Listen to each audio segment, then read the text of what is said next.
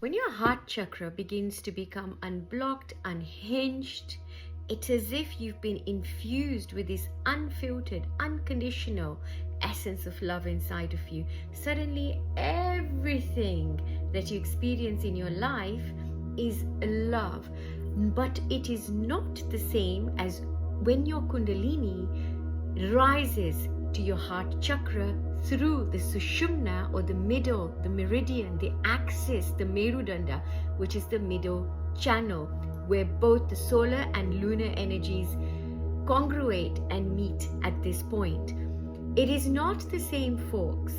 The sensation, however, sometimes can seem very similar. Now, the main difference is when you experience an activation in your heart, you will suddenly see the world as being born of love, so that you will find that the underlying reality behind everything that exists, behind somebody's ill intent, behind somebody's obvious toxicity, will be the essence of love.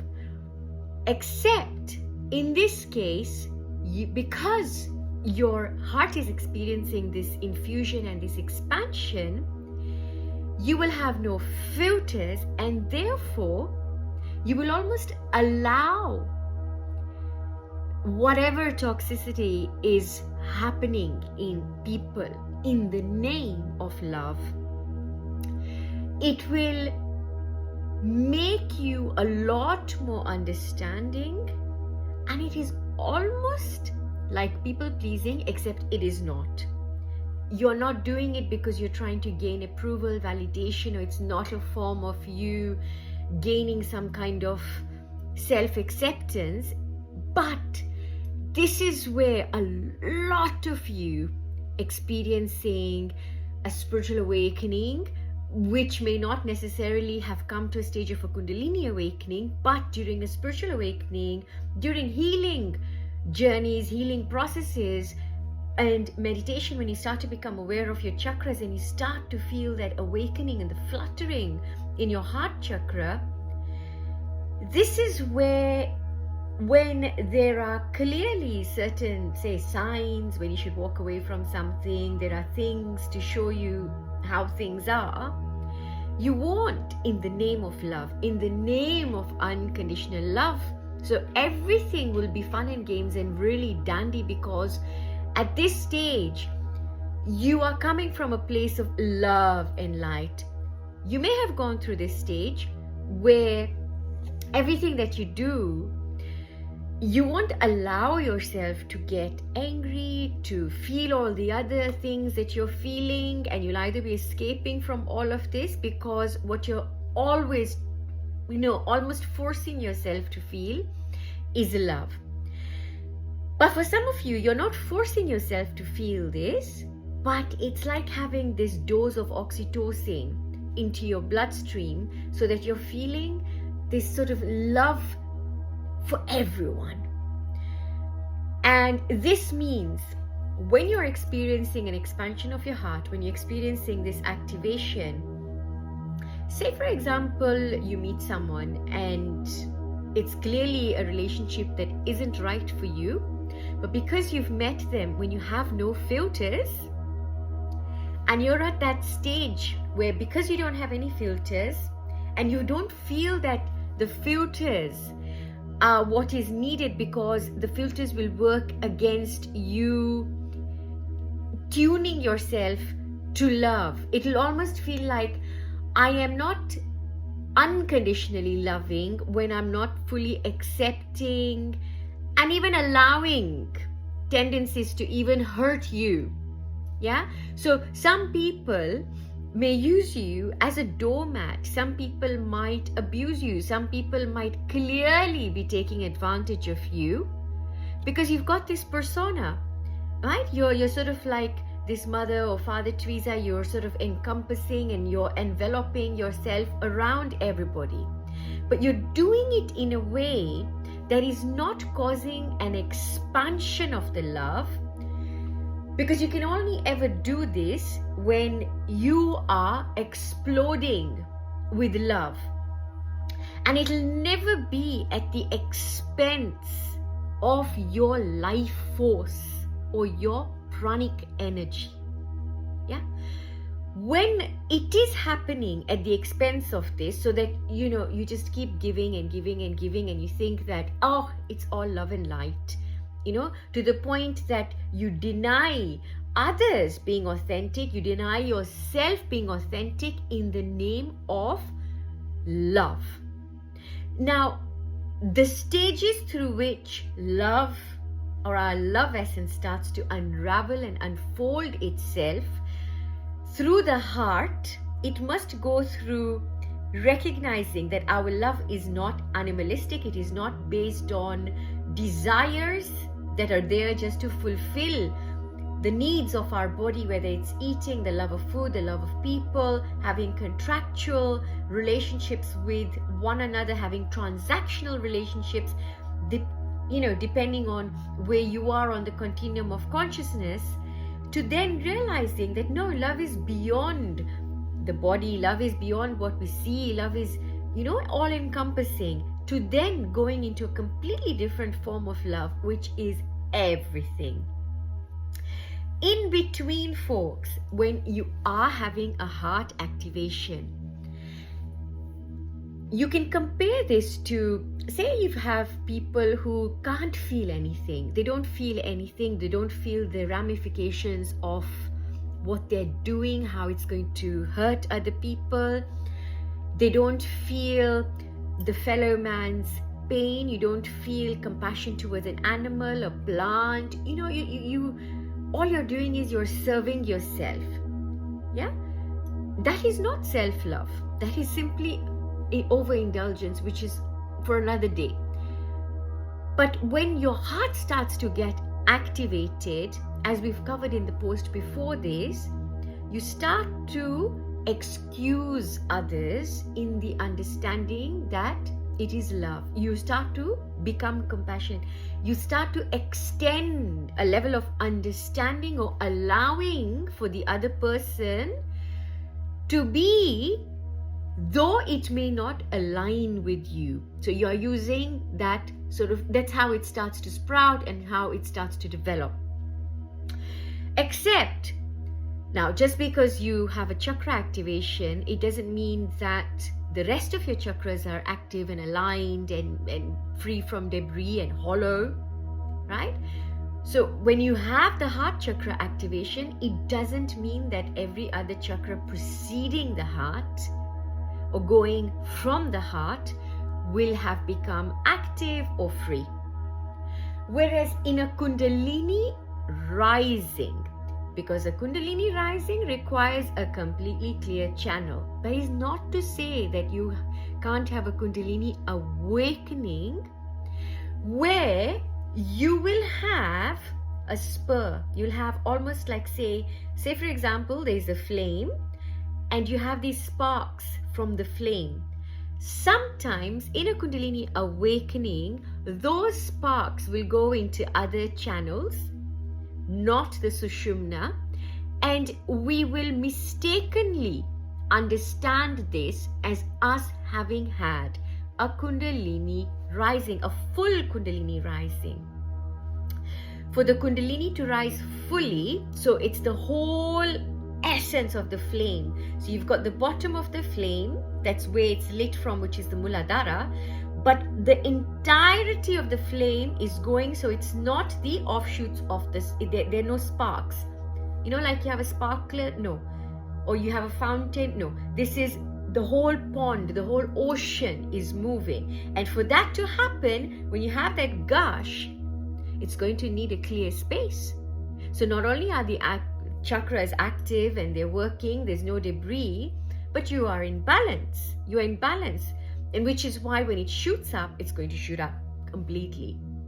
And when it does shoot up, it will do this a few times. So it isn't that it's going to go up and then it's going to go down, or it's going to go up or stay up. And at some point, a post for another time is when it finds its resting position, which will be aligned to your cutting edge. So to your frequency, not one that you're carrying right now, but your signature frequency, your signature vibration, which is your map. The map that you've come with, the map that is, this is what I have come to do and this is what I've chosen to do. And for me to do this, this is how far Kundalini is going to go this time. And for me to achieve this, I need my Kundalini to be sitting and resting in one particular place. Now remember, if your Kundalini decides to rest in your crown chakra, chances are that being in that, you will have lost, or you'll be very dispassionate about everything down below. Yeah. And people like that often will spend a lot of their time in meditation. They'll spend a lot of their time in other worlds. And people like this, we would go to them for guidance. And if that, they won't be interested in that either, because they are lost in another space, in another consciousness. That, folks, we will come to that when we do a post on Kundalini rising activation, including chakra activation in the crown. But at the moment, we're in the heart. So when the heart chakra begins to pump with this Kundalini energy, folks, when the world cries, you cry. When the world is in pain, you are in pain. You can feel the very pulse of existence. It is like another person in pain. It's like if somebody's pricked your own finger, your own limb. That's how connected you become. So much so, you will almost have an impersonally personal mission. So although it's not a mission in the worldly sense, but you'll almost feel personally vested in the upliftment of mankind, in getting the creative process ongoing without any stop, for life to continue. And for this, you'll want to save the planet. You'll want to save life. You'll want to be pro-life. In whatever acts that you perform, from the moment you wake up to whatever, there will be a lot of compassion, love, kindness, benevolence, gratitude.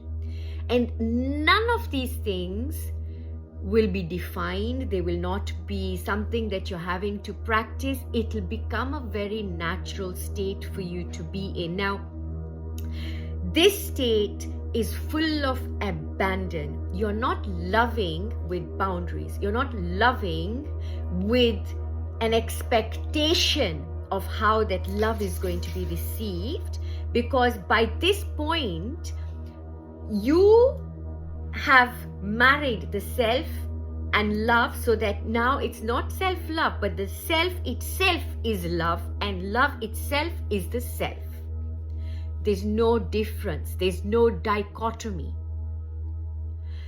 The reason why we're working backwards now as a society, as a race, is we've gone through that self-empowerment phase where we're trying to lift ourselves off of the ground, off of the muladhara, off of the survival, go into healing, go into self-love.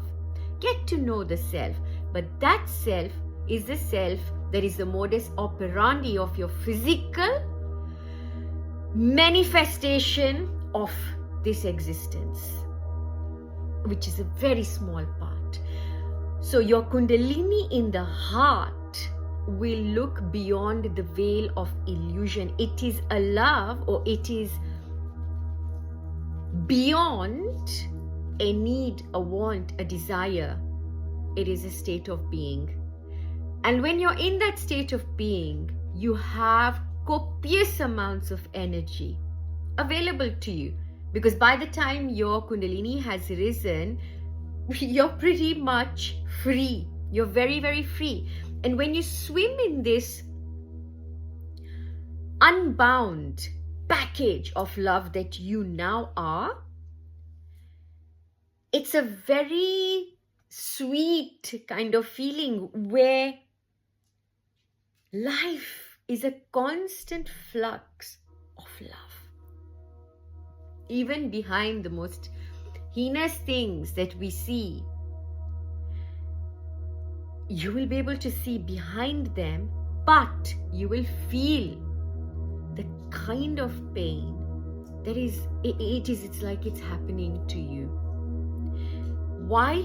One more thing that comes with the Kundalini rising in the heart is pure, unbridled, unadulterated innocence.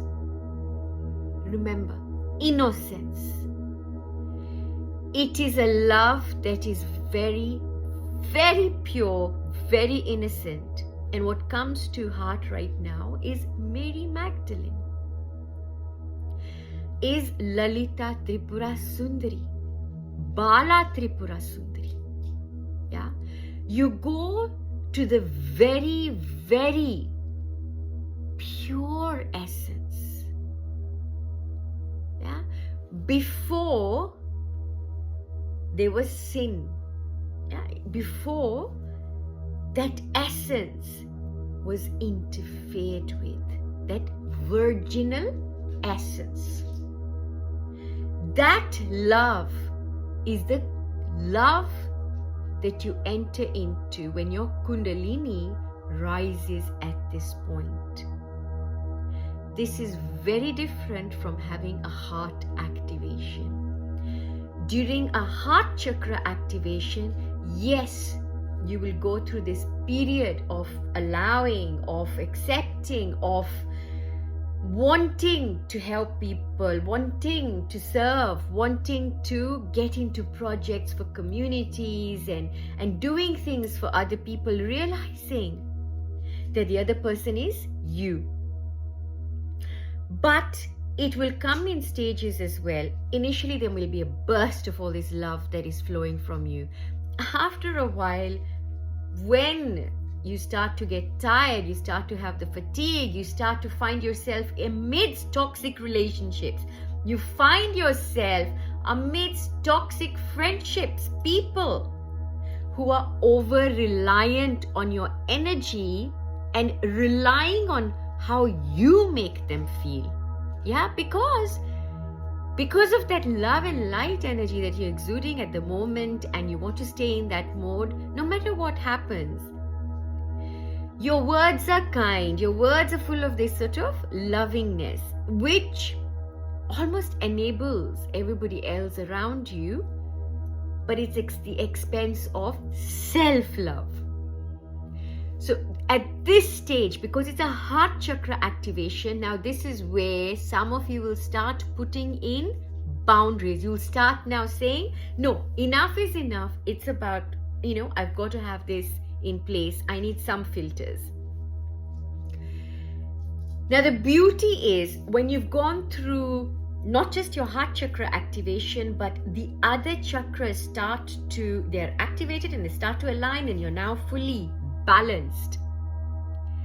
Even without a Kundalini rising, let alone a Kundalini awakening, you can still experience levels of ecstatic love that you experience at the Kundalini rising stage, folks. And that is the beauty when everything is in balance. Now, when everything is in balance, folks, you are now ripe and ready for a Kundalini awakening. It may happen, it may not happen. But when it does happen, folks, it completely alters the trajectory of your life. Sending you so much love as always from my heart, my being, my everything. See how far you've come, and don't hinge on chakra activation and everything that we've spoken about. Yes, whilst it's good to have this sort of wisdom that comes through us, and it's also good to have this awareness, don't try to push yourself into any category. Allow yourself to just be, but be the observer. Never ever build a house of belief, of systems in place, of concept. Don't limit yourself. Wherever you are, always have the door open. Always feel, this is not the end. We still keep going. It's like we said, it's a cumulative experience. Lots and lots of love. Take care, and we may have a Kundalini awakening rising in the heart chakra part 3, but I think it's now time for us to do the part 2 of the throat chakra, which we never did. So that will be coming up soon. Lots of love. Take care.